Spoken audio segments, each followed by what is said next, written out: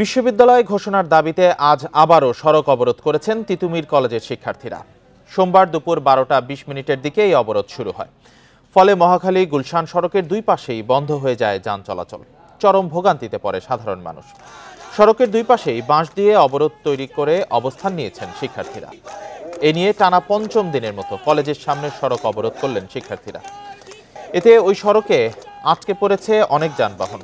বাধ্য হয়ে অনেকেই হেঁটে গন্তব্যের উদ্দেশ্যে রওনা হন। আন্দোলনরত শিক্ষার্থীরা জানান, মোট 10 জন শিক্ষার্থী অনশন করছেন। এর মধ্যে 6 জন আমরণ অনশন করছেন, বাকি 4 জন গণ অনশন করছেন। তাদের মধ্যে 3 জন হাসপাতালে ভর্তি হয়েছেন।